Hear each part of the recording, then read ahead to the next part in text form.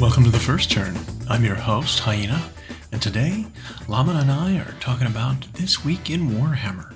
If you like what you hear, give us a like, comment, subscribe, or share, or let us know if there's something you'd like to hear us talk about. Alright, let's get to it. So, welcome to The First Turn. I'm Hyena. I'm Llama. And this week, we have a little bit of info from Games Workshop about a little bit of things. Specifically, we've got, the constant stream of things for AOS 4.0, which is, as you might have guessed, exciting to us. Exciting? A little bit. It is a little bit. Shaping up to be a very good looking rule set. Yep.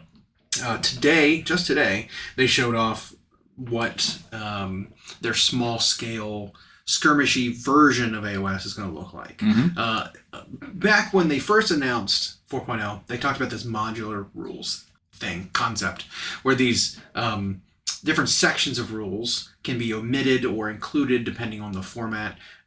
We have Spearhead being showed off now, yep, which uses very few of the modules, and as such, they have units with their own war scrolls that have some of that stuff taken into account, but it's not fully implemented, right? Yep. So we've seen that with one of their wizards that they had showed off. There's a spell that they have on their war scroll that would normally be part of the army's spell lore that you get access to, but instead of having those spell lores and whatever available, instead it's just this unit now has this ability. Yep. And you can just cast this spell. Yeah, and they have their own version of battle tactics, yep, and whatever, because it says Spearhead will not use the advanced rules modules, and we haven't figured out what all those look like yet. What those look like yet. So instead, there is an objective pack that you'll be drawing out of a deck to see what your objectives are for Spearhead. I don't mind that just as a thing, though. Like, I think the deck is kind of cool in most games. You're not choosing the most optimal objective for yourself every time. Right. You actually have to play to the whims of chance a little bit more. I really like the idea of doing that.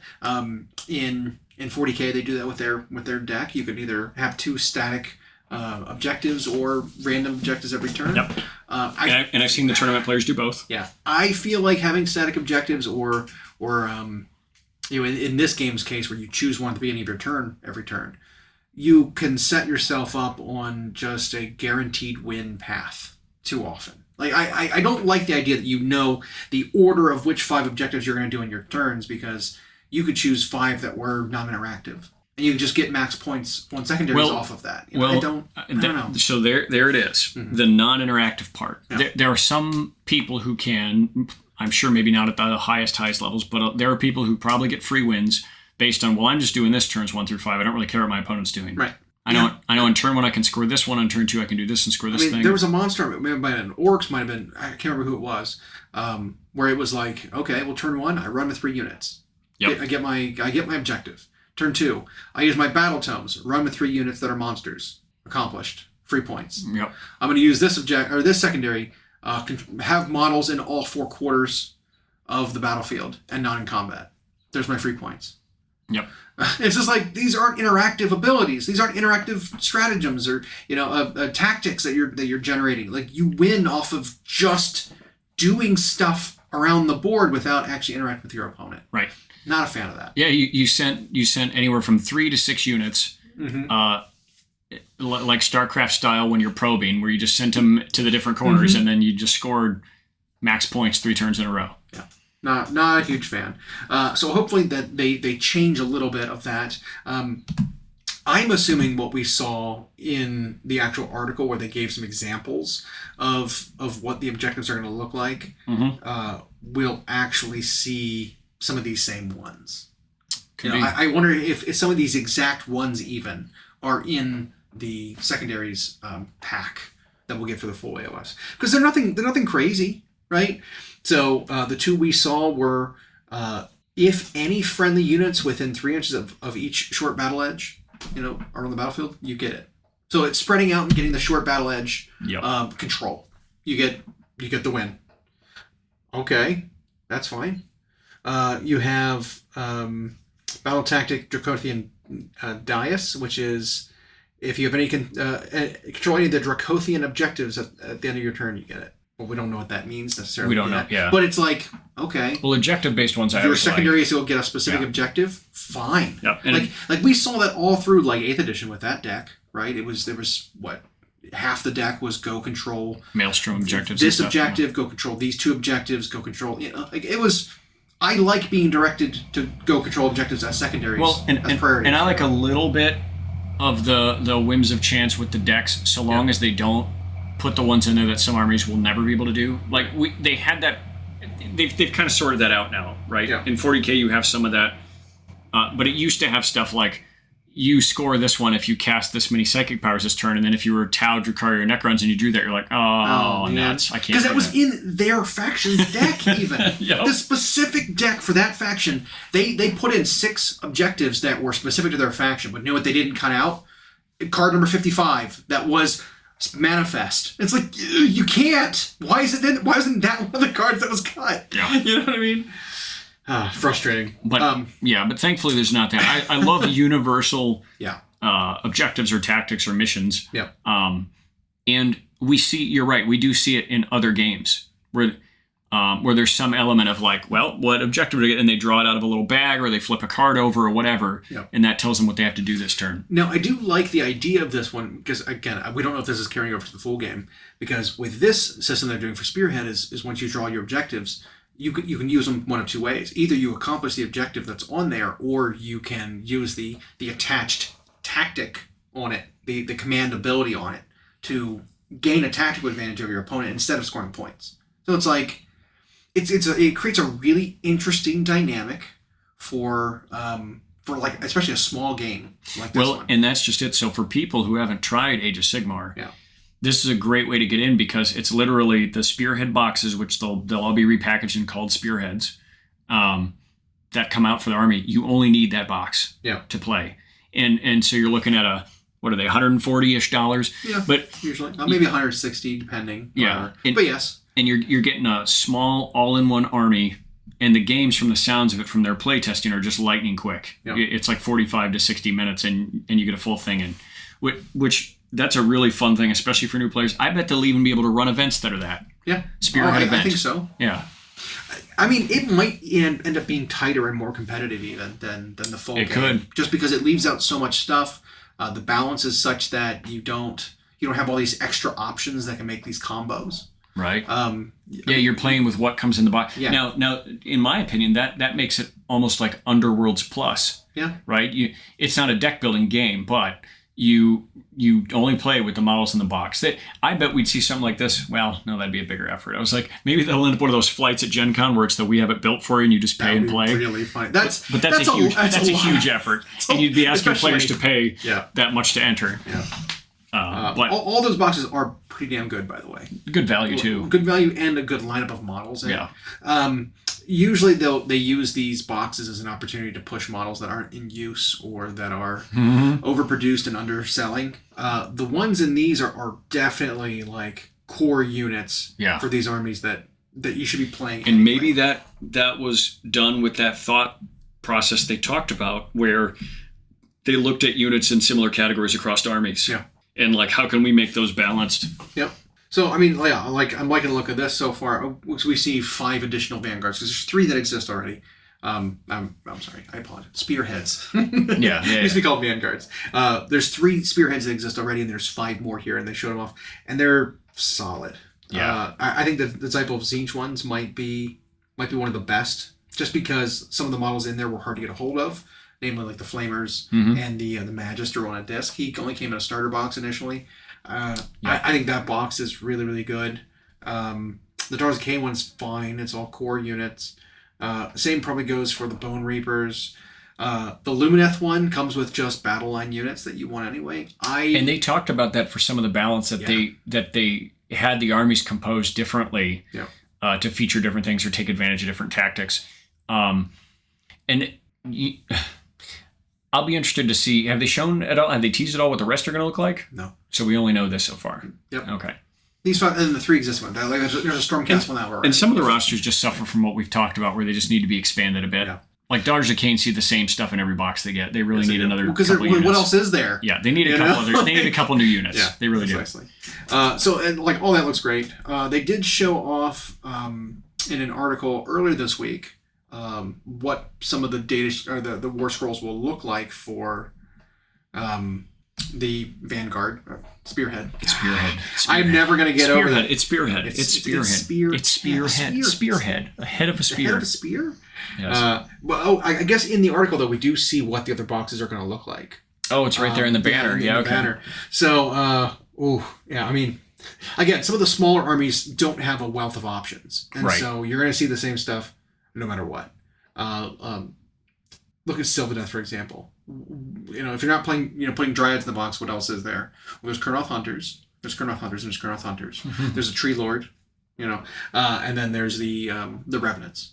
And so all three of those are in there. You've got 5 Spite Revenants, you've got 3 Kurnoth Hunters, and 1 Tree Lord. Well, I will not need that box. I've got plenty of that because that's what's in every single box. I've got like 7 or 8 Tree Lords. Yeah, they didn't put any of the flyers or anything. 3 of which, the new 3 of which are unassembled. I don't need more Tree Lords. I don't need more Kurnoth Hunters. So, like, that kind of box is a little bit too much of the same, Yeah. But if that's what it's balanced around, then that's fine. And if you have a new player. Yeah. The let's say like the Seraphim one though is really juicy. I want everything in there. 3 more Crocs. Mm-hmm. Yes, please. 10 more of the new Saurus Warriors, and then another Carnosaur. It's like, I'll probably take one of those. So yeah, it's now I wonder if for that Spearhead you have to play it as a Carnosaur and not build it as the other one. Yes, that's okay. Generally, what it shows WYSIWYG, on the box is, I mean, WYSIWYG-ish, because they said that the Spearhead units don't have things which are advanced rules, by the way. Oh, right, They don't have things like magic. They don't have things like command units. So there's no champion in the unit. There's no banner. There's probably no war gear swapping or whatever. None of that. And so, but they said that you still want to build them with those command models in the unit, even though they don't have rules for this mode, because they will need those command models if you take them into the other proper game AOS, mode. Yeah, so they did specifically say that. The Stormcast one, by the way, probably the least useful because it has a Yndrasta in it. And with her ability in her box, she and her unit of Annihilators can't come in until turn 3. Mm-hmm. So like you have to deal with having half of your army off the board for half the game. Because she is such a powerful, entity. That's the balancing things. Well, she comes in late. Yeah. So it's you have to survive until you have to Alamo. Rough. That army has to Alamo it until she shows up. Yeah, exactly. Which I think is funny. That's a funny way to balance it out. And then the cities one is just solid too. Knights, Cavalier, Marshal, Cannon, Steel Helms. No gunners, no handgunners or anything like that. But it does have a cannon. So that's fine. So it's interesting. Is I got to say of all their sub modes because. Both Warhammer 40K and Age of Sigmar, they always have sub modes or alternate game modes, and they try to push them, but they're usually I don't know, they're usually like a role playing session where whoever's playing can just kind of make up the rules and you can whatever. Right. This is a legitimate alternate game mode. Yeah. I think that they've tried. And like I said, they've put effort into making the War Scrolls complete. Right, and different. You don't have to reference, and you don't have to reference rules elsewhere. They've got everything relevant on the sheet, but it also uses a lot of the same rules and mechanics and everything that come from the core rules anyway. And so this wasn't necessarily a lot more effort. No, because the same core rules work in every mode. Yeah. It's just which modules they get. Stuff. So I really like it. I like that they designed multiple game modes. We haven't seen a third game mode that uses a different set of advanced rules yet, though, because like this one was, 3 of the 10 modules are used in this one, and then every other game mode besides this one uses all of them. So there's not like a middle one between this and the big game. So, but we did see a little bit of some new sheets. Specifically, we saw the Magister, the one on the disc, who's got the weird especially the one from what's the game? The AOS game that just came out. The one that kind of flopped. The RTS. Oh, Realms of Ruin. Oh, yeah. So there's a Magister in that one who's kind of bird-like, kind of double personality. I don't know if you've gotten there yet in that game. Nope. You play a little bit with this character who's trying to ascend. This model that they have for the Magister is that character. So you'll see this character specifically. But like this is what we were talking about with the only ability it has is the spell that it would get from a spell lore. There's literally no other rules on that. It's very, very simplified. to make the game quicker and easier and simpler. But we had seen the clan rats for Skaven, and while the rules were not actually showed on a scroll, they told us what the clan rats will have in AOS compared to this one. All the clan rats do in this one, with their horrible fighting stats, hit 4, wound 5, woof. Yep. All they do is come back to life. In this game mode, all clan rats are resurgence. They're units that just hold an objective or whatever. They come back to life. They really do no damage. Nope. However, when it comes to the ones in AOS proper, clan rats will have an ability that they showed off in the previous weeks with their critical effects. They have criticals auto wound. So a critical hit of 6 means that you don't make the wound roll when they're 5 up. It automatically goes through. That's actually pretty damn powerful. Yeah. That's really strong, actually. And so I think we're going to see a little bit of the divergence of what they had in terms of design and mentality for units. Because clan rats just having wounds that just auto go through is a huge buff for a unit like that. Even though the wounding stat is so bad, you're going to get a lot of like saves being forced just from rolling 6s to hit. Yep. It's pretty by volume. It's pretty cool. Because I personally wasn't sure what they were going to do with clan rats to make them different, if at all, from their previous iteration. That is really neat. Well, and we can think about that for a second, because we've seen so few war scrolls for the new AOS, and so few army rules, if any, that if the clan rats already look different than the previous iteration, maybe they really did spend most of 3rd edition working on this stuff. Yeah. Working on how to make the units different. And that could be where we see a lot of stuff come from. Because we hear that chatter when even when just a new codex or battle tome's coming out, people will see a leak of one unit and then still think all the other units are going to do exactly the same thing. And so the power level comparison they're making or whatever, the combo they're hoping to come up with is just wrong. Well, this might be game-wide. Yeah. But you and I are able to detach from that, right? Yep. We don't play a huge amount of games. No. And you and I are able to, like, not to... we can see a bigger picture, when we look at this stuff. Because that's how we look at things and we analyze things that way.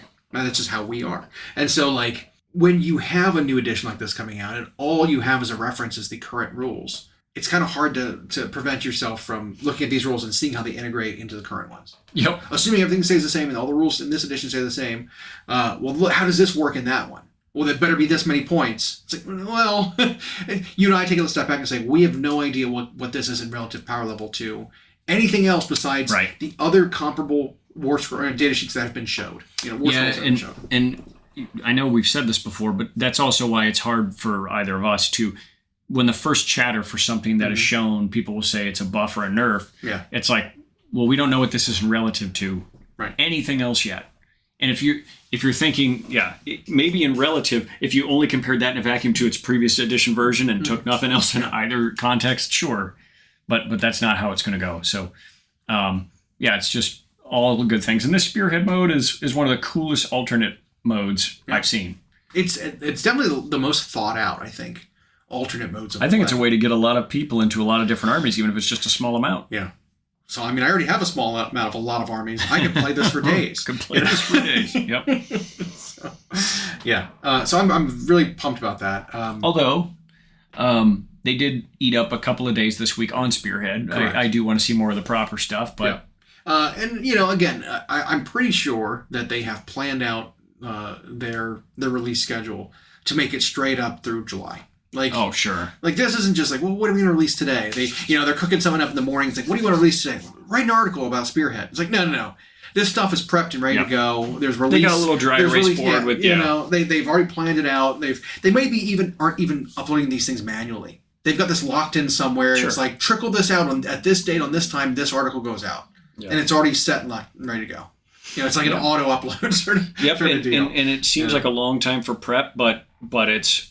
And even then, we've seen they still don't show everything until it's time. Right. But this is a way also for them to fill a lot of time. Yeah. They still have to show off their other products during the week. Absolutely. And they still have to show off these other game modes. Yeah. So we did also see earlier this week, the other little drip of information we got was about endless spells. Mm-hmm. And one of the things Again, it's hilarious because we talk about some of these things, and it's eerie how close we are to being right sometimes. Not tooting horns or whatever, but we'd always said it doesn't make any sense to me that things like endless spells, invocations that sometimes look like monsters, look like creatures, are like just a spell, and you cast a spell, and sometimes they resolve their effect immediately, then they go away. Look at the Burning Head the Burning Head endless spell. You summon it, you set it up, it moves, it gets in range of an enemy unit, it explodes, and you remove the model. Why did I have that model? Right. You could have just said, it has this much range, this is the effect. Yep. So what they've done with invocations and endless spells, and even the incarnates that they showed us, the one that we have so far, is now they have given them actual war scrolls that have stats on them and wounds and save characteristics to be able to destroy them with weapons. They were talking about how they wanted spell lores to be picked during list creation, and all your wizards get access to them. Well, you also get access to a list at list creation of different manifestations, and they showed off what those kind of look like, and they showed off the universal manifestation of forbidden power. So your horror gas, which is the Nagash head endless spell, and the Soul Seeker guy that ferries your units across the battlefield. The Davy Jones, and the Soul Scream Bridge that was abused for all kinds of different things. That's all in one spell lore. You've got the conjuration, the death magic conjurations, the Gravetide and the Purple Sun are one lore. You got the time summoning metal things, your cogs and your silver swords, all those, and then there's Primal Energy, which is the Emerald Lifestorm, the Gnashing Jaws, the Burning Head. These are all lores that you'll get, and I'm sure they've attempted at least to try to balance out these lores against one another. So it's like you've got one really powerful spell in the lore, but then a couple other weaker spells or utility spells. Right. And I think the importance of something like this is that also prevents you from just cherry picking 3 of the best ones from everywhere. It's now maybe they'll come out and they won't be balanced, and one will just be obviously the lore you take. It could be, but I'm going to wager certain armies and or casters will only have access to certain ones. See that I don't know. Or do you think they're all going to be universal? I don't know. I think there will be lore spells that you'll get from your army, and so only certain casters can use those ones. Like, think about the Stormcast, right? You have the Comet and the little hovering pedestal that a guy can summon and be on. I think that will take place of one of these spell lores. But instead of getting your own, you could take a universal one. I think every wizard will have access to one of these. Every army will have access to universal But it'll be one, right. I'm sure, only and that's one. it. Unless there's a way to get another one, perhaps. Maybe there's an enhancement, or you pay points, or some kind of mechanic to balance out the fact that you get access to another manifestation lore. Because think about how they do it in the game right now. You can take a specific detachment, you can get one extra enhancement. Well, one of those enhancements might be spell lore. You get access to more spells. So instead of starting off with just like your one spell you get for your army, you might be able to get a second spell lore as some kind of balancing mechanic, some kind of upgrade, or I don't know, some other mechanic to get more spells. Maybe. And that's a big maybe. Yeah, I only question it because these spells are free now. Yes. And so, because that was the other thing, is they are free. So you are really penalized if you do not bring a wizard. Bring a wizard. You got to bring a wizard or a priest who can do the things. Yeah. And so, yes, I assume that they are somewhat balanced against one another in terms of units, model selections, spell selections. Because again, they are 0 points. So we'll see how that goes over. The other one that they did show off in terms of just the actual war scroll was the Quicksilver Swords, which we've always loved. The Quicksilver Swords has always been pretty good, mostly because it always had an ability that when it did mortal wounds, you couldn't save with ward saves. So it was like something's got a really tough because it's got a ward save. These silver swords slip right through there. Now it just has straight up attacks. It moves. It's got a save characteristic. It's got wounds or health. It can charge, and then it fights with its attack profile, and its ability is critical hit, mortal wounds. Mm-hmm. So it can still do its mortals, and then its special rule is ignore ward saves on that. But it's like now it's actually a thing that fights, and you can like attack it back and kill it, as opposed to like, well, I don't have a wizard or a priest. This thing just runs rampant all over me. Right. So I'm glad that they did this. I think that's solid. So now you might summon your Molten Infernal whatever for the dwarves, And then it's just a beast that runs over there and starts fighting now. Instead of it just being like, I have a thing that just now spews molten lava across the battlefield as a shooting attack. Which means they're a little glowworm, and Sylvaneth will do that. Absolutely. And so it'll finally be just a monster. Yes, exactly. Yeah. So you know what this also reminds me of is in that little game that didn't get anywhere and never has anything new ever, Arena Rex. Mm-hmm. So these are the lion. This is the disaster in the arena type thing. Yeah. So they gave it the same kind of stat cards your units have. Yep. And functions based on, interaction, proximity to other units.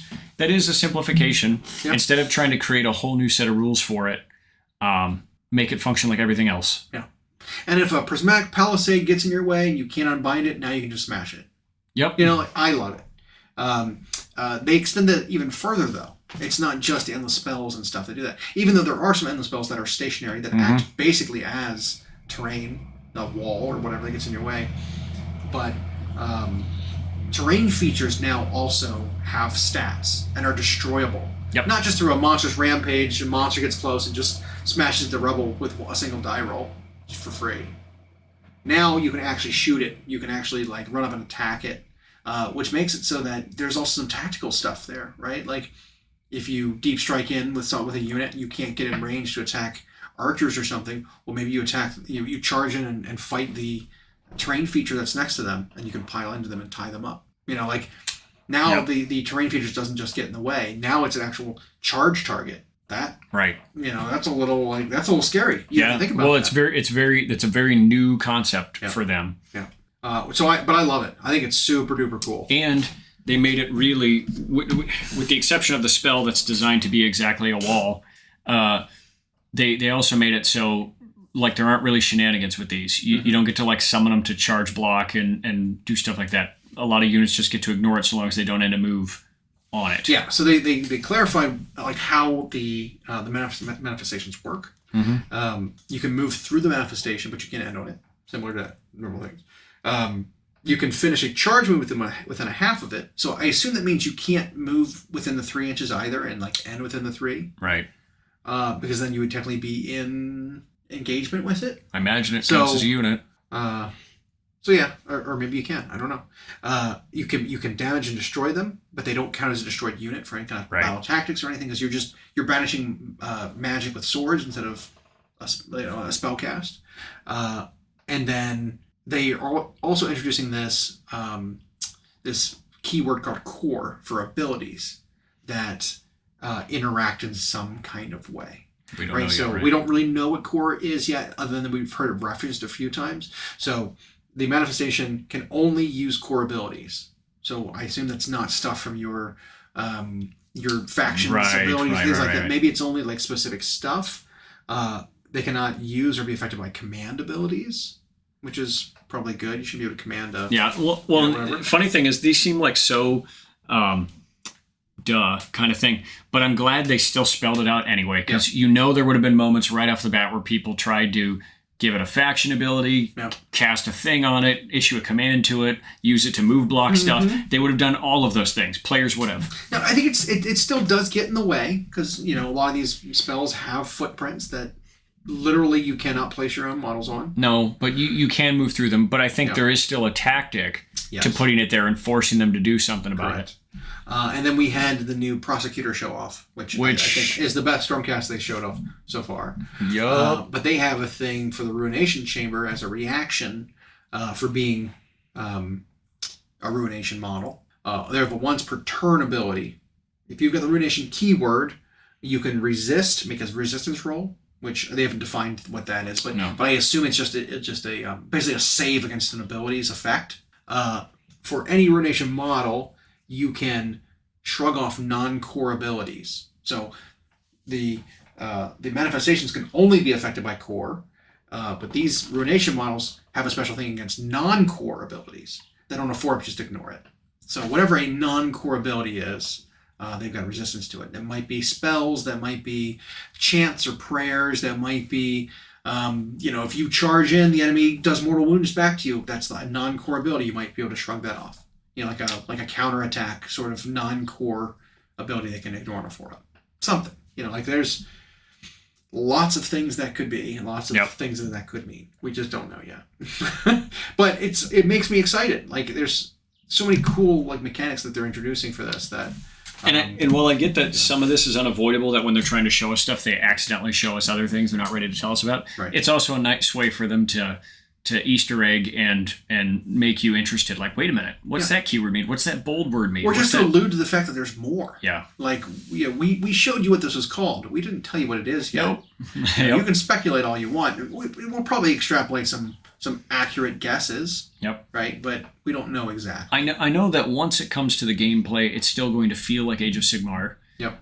But this is just shaping up to be just a tight,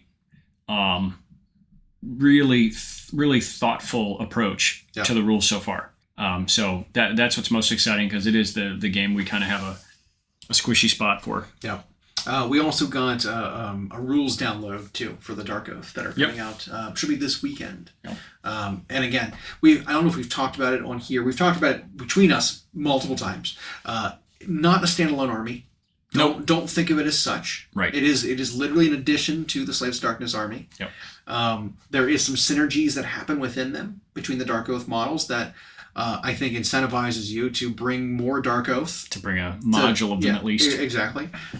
They're not good on their own because it's 4 unit choices. It's 4 unit choices, and they're all like t-shirt saves. Yeah. I mean, guess there's technically 8 currently. You've got, in addition to the 4 that just came out, you have the War Queen model. Yep. Who was a Darkoath. You have the War Chief on foot. Yep. Chieftain, who's a Darkoath. Yep. You have an Underworld's Warband, who are technically in the game for another year. Yep. And viable. And then you have the Warcry Warband. The Savagers. Who are going to have different rules from the Darkoath. And they're still going to be valid. And they will be valid, going forward. Whereas the Underworld one, Black Wings, something. It's like 4 models. One with like the wooden predator mask. It's oh darn it! They have a name that doesn't seem Darkoathy. Yeah. Anyway, Darkwing Ducks. I don't know what it is. That warband is a Darkoath unit that will be valid for a while. Yeah. So with those 8 units, it's still not an army, but those are all Darkoath that take advantage of the synergies of being Darkoath. And I'm sure there'll be something else coming out eventually down the line. But the units rules came out, and they are exactly kind of what we expect. Yep. The points came out, and they might be a touch too expensive for what they do. Right now. I mean, we're okay with I think 3 of the 4 that just came out. Yep. In terms of point values. They're fine. Maybe the horsemen are a little too expensive. Maybe they also do, however, serve a function like I guess the slaves don't really have. Sure. I just think the Wilder Fiend's a little expensive. I just think that because he needs a minute to get going. Yeah. But I think the points were a little probably just half-hearted because we're not going to receive a balance pass before this edition's over. Right. And they know what these have been written to look like. They've known about this set for probably a year or more. Mm-hmm. They've got the rules written for 4.0 is what I'm going to imagine. They have to. Everything's done for 4.0. Because some of these rules aren't even going to matter, like in the next one. Okay. So, and the war scrolls aren't even going to look the same. So I'm not worried about it at all. We did talk about last week how other sites gave it a review, and they were kind of like super unfair in their description of what they expect them to do. And some things like even their weapon type where one has reach, it's like that's not going to matter. It's irrelevant. Yep. And another of their buffs is like bravery based, and that's not going to matter. Yep, absolutely. So yeah, it'll all look pretty different, I'm sure. I think they're still okay. 9th unit, the character one that's coming out in the next book, which also hasn't come out, by the way. The last installment of the campaign, the 6th part, that where you've got Abraxia, the new ever-chosen lieutenant. Yeah. Vanguard, ever-chosen lieutenant model, like the half-dragon. There's a warband for Darkoath of 5 models coming out with that, too. So it'll be another Darkoath unit. Really weird how quickly that is going to be released, and then 4th will drop. Yeah. Because it's almost like nothing in that book will be relevant. Rules-wise, yeah. At all. I mean, story-wise, absolutely. But sure. But they'll print rules for the units for 3. They will. Maybe they'll include 4.0 rules in there, too. Maybe that book will come out at the same time as 4.0 to launch it. and it'll have the new rules, the new format in there. Why not have a campaign carryover? And because I tell you what, they have had a streak of doing that in both game systems, where some little campaign narrative driven thing will come out alongside new models, and there'll be new rules, and it's like, this is so cool. I get like 2 months to play with it though, and then it's going to be different. Yeah. Well, Vashtor was that. Yep. He came at the end of some campaign, and then it was like, okay. 8th edition, they did a whole bunch of books, and end of one of the AOS editions, they did like end of fantasy. They always do this stuff where there's a bunch of campaign books that release cool models and cool rules, and then it's like, oh wait, that's now immediately. Yeah. Last edition in 40K, it was actual 2 battle tomes. Had a lifespan of 3 months before the new edition came out. World Leaders Astra Militarum, completely invalidated them. Yeah, that was unfortunate. We have a buddy who plays those 2 armies, and Yeah. they got them in the last 3 months, and then they were just gone. It's almost like don't even buy the books at that point, because it's like, yeah, buy the models you think are cool. Don't buy the book. Yeah. So that, and again, that harkens back to the whole digital thing, which I think maybe they're getting the idea of, because we had new 40K books come out, and they've said immediately, like, well, the points that are printed in the book that you're getting are already invalid. We're telling you that ahead of time. There'll be a PDF that's coming out alongside online that will update those points. And it's like, okay, don't print them next time. Right. Just do the PDF alongside the book. And they did say for AOS, there's not going to be points printed alongside the indexes of, like, it's just going to be an online. But that makes me wonder if the battle tomes will have points. Okay, and I'm sure they will. But it's like, you have the chance right now. The launch of this game.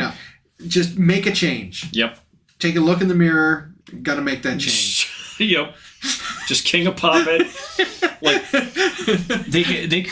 they could take the loss on whatever battle tomes have been printed, and just like, we're going to go digital, guys. Yeah. We'll print cards for you whenever units update. Packs of cards for the factions. And you can buy those packs of cards for what are obviously too expensive. But we're going to start doing it just through the app, so everybody's points and rules are updated. Again, I still don't mind doing, if you want to unlock the army's rules. Having a code you buy, having a pamphlet you buy with a QR in it, whatever. A code you punch in to unlock the rules in the app, that's fine. But the points need to be free and freely updated. Yep. The data sheets need to be accessible to everyone, so you can actually see them. When you're fighting against an opponent and you don't own the army, you need to be able to see their rules. Maybe not their artifacts and their army rules and stuff like that, but at least the stats of the units. Does, Every single tabletop game offers that. Yeah. So like that's the thing. Make a short, small pamphlet to unlock the rules in the app. The app exists for a reason. Yeah. And it's functional. And it works. And it's actually really good for both games. It is really good. Like, both of the apps are solid. Yep. They've got functions of each one that I like and I don't like, that I wish they would bring the things from each one that I like together. The 40K app has a much better format for when you build an army, importing those units into a very easy to read roster that includes, like, at the bottom of it, you can see all your stratagems, and they're broken down by phase, what you got. Yep. Your artifacts are defined in there. Like, it has a very solid army builder in terms of look. I like that a lot. But you can't see any of it if you don't own the book. That's a problem to me. Yep. Parts of each I like. Going forward, though, I hope they realize that, and because it'll, I feel like, allow them to focus more on the things we like from Games Workshop, which is the models, right? And not worry about trying to spend all this production time and money and trying to sell us on books. Like, I want to buy models from you. I don't want to buy books from you. And and I know there's it has to be chatter going on with them because enough people are talking about it. And we've seen that when there's chatter about stuff, eventually Games Workshop starts to make it happen. Sure. This one might just be you've got enough people there who are still holdovers for how things used to be, and they've been developing the app pretty much in-house, and so they might just not feel like they're in a comfortable spot where they could get that stuff going that quick. So maybe we're going to sit through one more edition of each game. It definitely seems like there's changes going on. Yeah. Though. The AOS layouts and rules writing is clearly written by someone who knows how to write rules. That's what it looks like. It's like that's someone within didn't just have an epiphany and figure it out. They must have brought someone else in. Yeah, because a real rules. Because what it doesn't feel like. Now I know they have some of the guys who've been there since the beginning. For sure. what it doesn't feel like is it's not just someone who's writing the stories and drawing the pictures and then saying, well, if this were a game, let's do it in theory.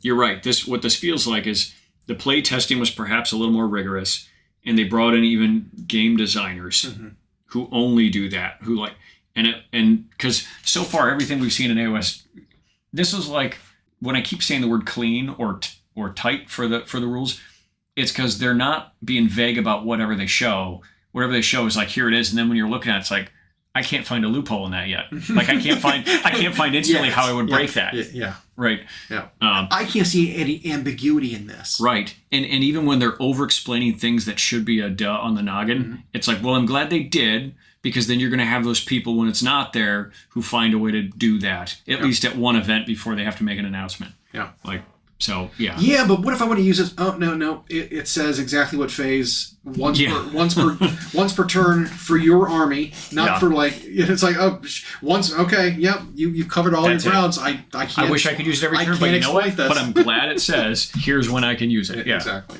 Yeah, and so like I'm hopeful. Very, very hopeful. Yeah, I would just, that's one more push that I would love to see that I think would do right by the people, is to, once you get it digital, you're not shackled to the pitfalls of what these books mean. Yeah. It's just so fun. Color coded. Yeah. In the header, once per turn, parentheses, army.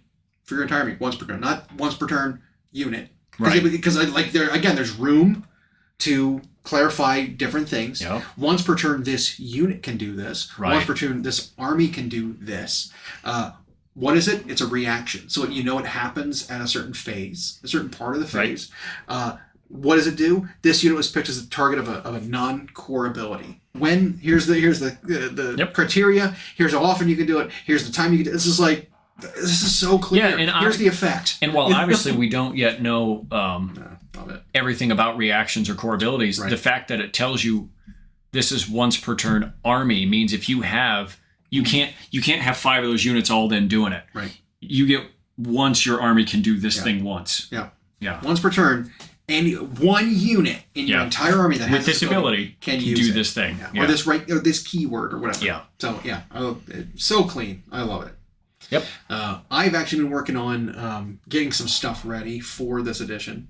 I thought I was, but I've gotten a single chosen people. Well, you got hamstrung by just the assembly this time around. Yep. I've been doing a lot of it. You are, let's call it a thorough assembler. A little bit. You like to clean up everything. You like to fill in every mold line and gap. You are very thorough when it comes to it. Even for models that you're not painting for competitions or whatever, you sand, you fill, and so a lot of the units you're putting together are ones that have a lot of work to do because they've got so much detail. The cast stuff. Because you're working on Slaves of Darkness. You're working on the Chaos Legionnaires. Those are all assembled, but I have another box of Warriors. And another box of Knights. I still have to do. And you did the Chosen already. Yep. You did one box of Knights. You've got another one coming. You've done your Eternus, which I've seen some photos of you.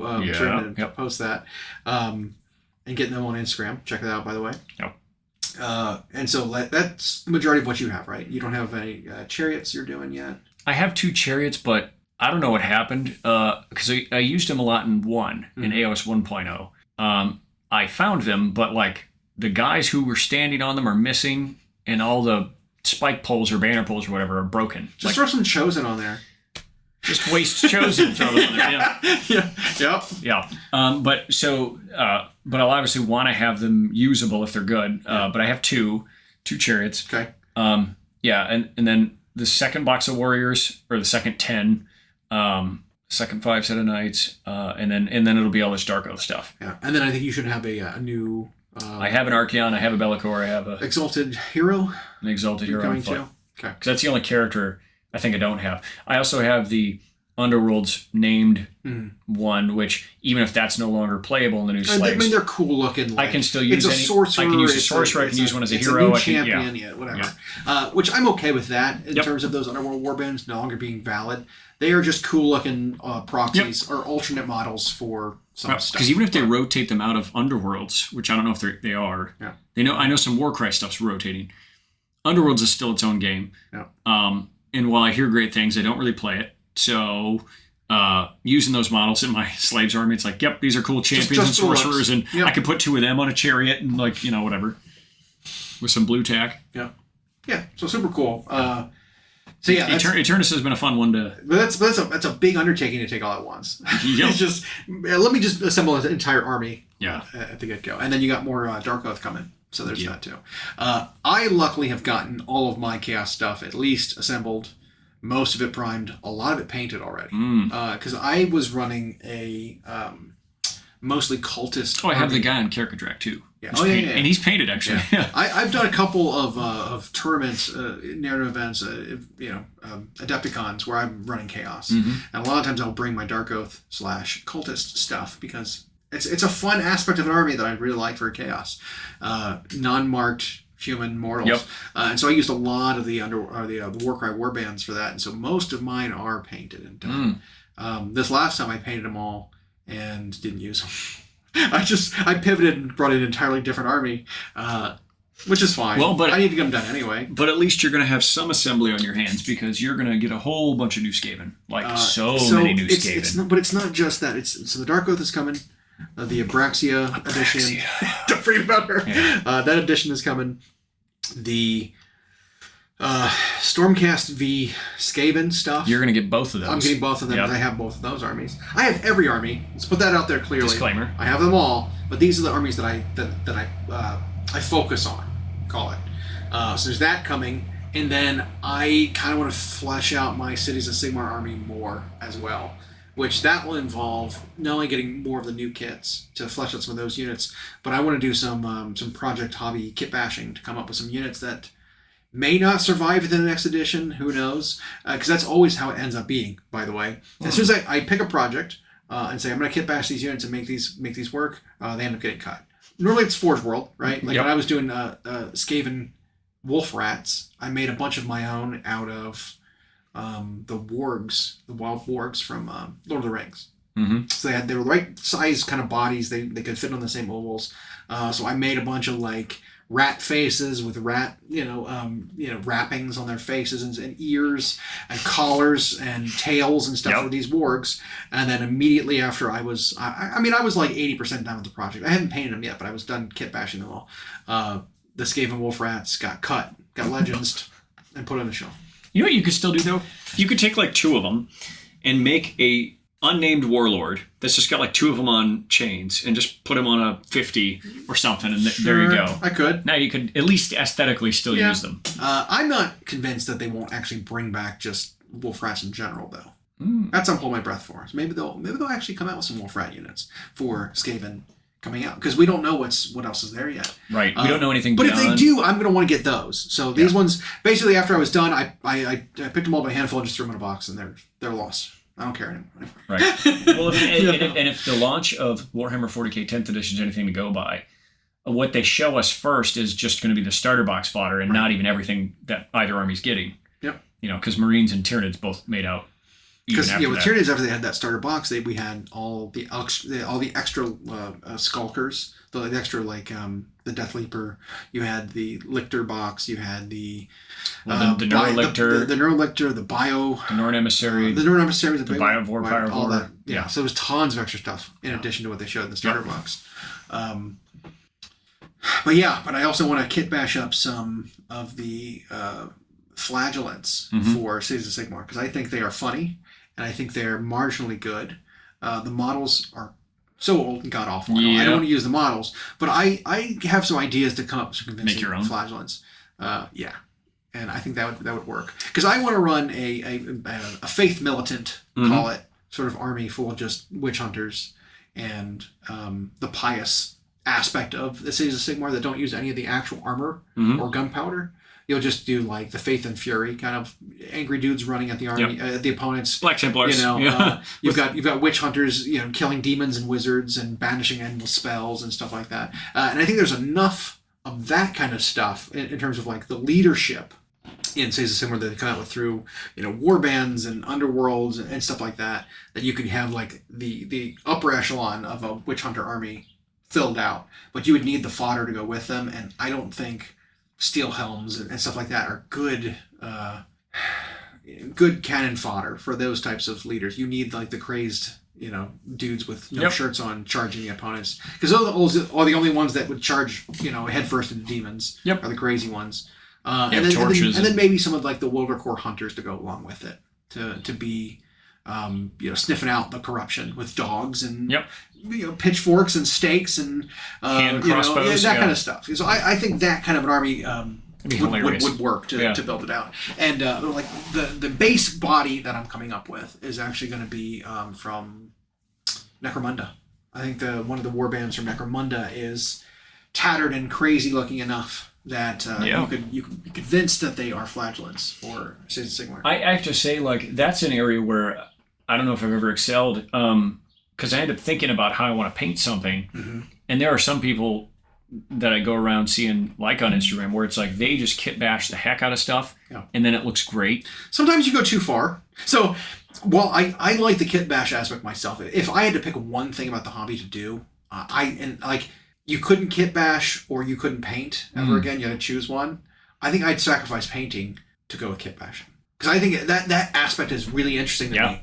And I think a lot of people either who are good at kit bashing come up with there's a middle ground, right? You either come up with something really cool and it's subtle and it's solid and it's convincing and you love it, but you can take it from there and either go too far with the kit bashing and make it like dumb. You went too far. This is stupid now. Or you are not a good painter and you paint it yourself and you ruin the great kit bash. That sounds so with a really so mean, bad. But it does. But it happens. But you see it happen where it's like, here's this project I'm following where they're coming up with this great, amazing kit bash. It's like, yes, super unique idea, and then they put paint on it, and then they're even like excellent sculptors. Yes, they'll not just mash parts together, but they'll do a green stuff thing or a milliput thing, and it's like, wow, that looks so sharp. And then they paint it, and you're like, oh no, oh god, what happened? It's so globby, it's so shiny, it's just it's so bad. I don't know what happened. I'm not naming anyone specifically because I can't think of anyone specific. No. I'm saying there are examples out there that I've seen where I've like face palmed because like you painted if you knew you weren't a good painter, find someone who is to paint this for you, because all of the work so good. You did, I feel like you ruined it. Like, woof. Well, it's a paint job they do where now you can't see the kit bash they did anymore. Like, it gets lost because it was muddy. Yeah. And they're distracted by the bad paint job, or the paint is literally so thick you cannot see the sculpted parts. It's super shiny, super thick, filled details, and you're like, oh no. Yeah. Because when it was in its green, yellow, and gray stage, it looked so sharp. Yeah. But that's just it. I think there's a lot of people who are in one camp or the other who can do one or the other. I always see the kit bash and like, why didn't I think of that when I was building my insert army? Because I always just think of putting them together normal. And my normal mode for kit bashing is I can see a pose to have the model in, using the existing pose, putting them in a position that would be striking on like a diorama or on a base or something. But I mean, some people are so creative that they take the base model and just take it so far and turn it into something completely different. They think of parts from another kit and cut off a backwards leg and put it on there. Like, I saw someone do a Chaos Sorcerer riding the new Ionis dragon, but the head or the neck and the head of that dragon were replaced with, I think it was like War Hydra Charybdis necks, the Charybdis kit. Yeah. It's the same kit. Yeah. But it's got those extra like necks that come out from the centerpiece that was then sculpted to have like, chaos infection. It was like split. There was exposed flesh. The wings, they tattered the wings up with milliput and they drilled holes in it. And then it was two like Chaos Dragon Cyclopean heads with like, I don't know, the tongue of a Keeper of Secrets or something, or I don't know. It was wild, but it was like, wow. The fact that someone took that model and they saw that and how to do it is just so impressive to me. And then some people are incredible in that conceptual stage. Yeah. They without even thinking about it, they'll sit down and they can draw that out. They can sketch it out and like know what parts to draw from. Yeah. And then they do it. And then you're right. I'm always nervous once it comes time to paint. Because it's weird. It's like almost different brain style. It's like they think like an architect or something and not like... But what you need is an engineer. Right. It's not... Or they think like math and not like art. And then it's like you need somehow to... to bridge the two. I feel like as a team, if we did like entries, I don't even know if you're allowed to do that. Right. For like a Golden Demon, it's like, well, if I could, they don't permit collaborative efforts as far as I know. Right. But that's how I feel like we could do well as like a team, where it's like, well, I'll make the model, you paint it. Right. You know, and then be like, oh, this is an amazing entry. But it's like, I think what makes a lot of the, especially like the open entries and stuff like that, so impressive is it's one person does all of it. Yep. Right? It's like, okay, so you get with the idea, you execute the idea, and then you painted it phenomenally, you win. Mm-hmm. But if it was like a group of people doing it, it's like, well, this is a specialized sculptor, this is a specialized painter. This person specializes in the base, and this person... So it's like, okay, I get that that's not allowed, especially like Golden Demon or something, but... I don't think I could execute on the whole project myself, especially not in like a reasonable amount of time. You know, to get it entered into anything useful. Right. I think most of the reason I don't ever sit down and sculpt is just for that. It's like knowing the time I would have to take to make sure the detail I'm doing looks correct. Mm-hmm. If I'm sculpting a part that just isn't on the model or that I can't find, it's like, well, I really want to put a cape on this guy, but I don't have one that fits in the way I want. So I'd have to make one, and it'd have to have fur, and it'd have to have all the stuff that attaches, and it's like, The model looks close enough. Yeah. Yeah. Yep. But, yeah. Yeah, but it'd be like, if you could collaborate, then, I mean, I think that might set a bad precedent, so I get why they don't. Yeah. And that doesn't mean we don't know if someone's ever sculpted for someone else, but... Sure, absolutely true. Right. It could just be in the DL, right? Yeah. Like, maybe say they have in the past. Because like I said, some of the projects, I'm not calling any out, but some projects are just like, man, it's so impressive that if one person did do all this, paint job and sculpting themselves, that is a talented individual. Yeah. Look at the Daniel Craig Space Marine. I mean, like, we know that guy. I forget who it was. Kirill Kiniev, he's from Russia. Did it all himself. Yep. We know. It's like there are records of him. Like, here's how I did it. Right. Here's videos of me sculpting it. Here's videos of me painting it. Like, yes, talented individual, because that model was amazing. Yeah. Well, and he spent. That's one of those guys who did the. Well, I started this in 2018 and just finished it this year. Right. Like, and because they're putting that level of. And they're doing other projects, but they're always coming back to it and tweaking it and then adjusting it for the times, or they're waiting to paint it until they know they can do it all in one go, so their style doesn't change. But yeah, otherwise, I suppose as a group, we could probably do a family-style meal version where everybody takes from the same plate and then turns it into something. But and maybe we would say, well, yes, this was not one person. We're going to somebody into open. And maybe they would allow something like that. Right. You know, maybe. But like trying to pull like a fast one. And like sneak in a model that was clearly like a group thing, and winning a category, and especially if you win hardware on it, that would not feel right. That'd feel bad. You know, so yeah, so don't do it. Don't do it. You know, like there's a time and a place for like family style, you know, collaboration.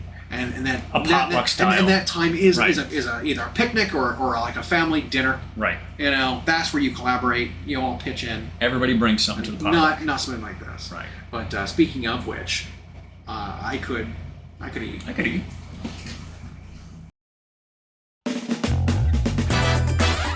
Thanks for listening. We hope you enjoyed. Check out our new episodes every Friday on Google Podcasts, Spotify, and Audible, or on Podbean. You can also follow myself and Llama on Instagram for more. We are at Hyena Paints Minis and at Llama Paints Minis. Music provided by Ken McLeod at incompetech.com. And as always, we'll catch you next time.